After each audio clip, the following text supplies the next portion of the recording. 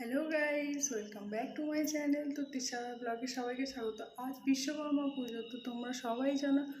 তো আমি চলে এসেছি অফিসে। সারাদিন কি করলাম না করলাম তোমাদের সবাইকে দেখাবো, তোমরা দেখতে থাকো। ওকে, তো দেখো এখানে বসে গেছি ফল কাটতে। তার আগে এখানটা ভালো করে পরিষ্কার করে মুছে নিয়েছিলাম। তারপরে আলপনা দিয়েছি, আলপনা দেওয়ার পরে এখানে ফল কাটছি। তারপরে বেলপাতা সাজিয়ে নিয়েছিলাম, পুজোর যা জিনিসপত্র সব সাজিয়ে নিয়েছিলাম। এই যে পাশে আছে, এটা সঞ্চিতা দি।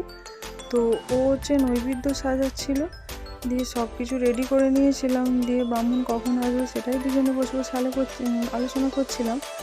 তো ভিডিওটা বানাচ্ছিল আমাদের যিনি পলিউশন করেন, ওই কাকা বানিয়ে দিচ্ছিলো ভিডিওটা। আমি বললাম, কাকা ভিডিওটা একটু বানিয়ে দাও। তো বানিয়ে দিচ্ছিলো।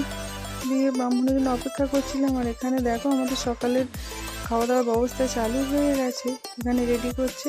আর আজকে এই গাড়িটা বেরিয়েছিল, এক্সট্রিম 160, যেটা নতুন বেরিয়েছে, এই গাড়িটা বেরিয়েছিল। তো এটা হলো আমাদের পার্থ, আমাদের স্যারের ছোট ছেলে, ও রান্না করছিল। আর দেখো এখানে ব্রাহ্মণ চলে এসেছে, আমি ধুনো জ্বালিয়ে দিয়েছি, পুজোর সব জোগাড় রেডি করে ফেলেছিলাম দুজনে মিলে। তো এখানে ব্রাহ্মণ পুজো করতে বসে গেছে। তো বসেছিলাম পুষ্পাঞ্জলি দেবো বলে। তো পুষ্পাঞ্জলি দেয়া হয়ে গেছে, এখানে হোম হচ্ছিল এবার। তো হোম হওয়ার পর চলো খিদে পেয়ে গেছে খুব, তো এবার খেতে চলে এসেছি এখানে। এটা হলো আমাদের স্যার।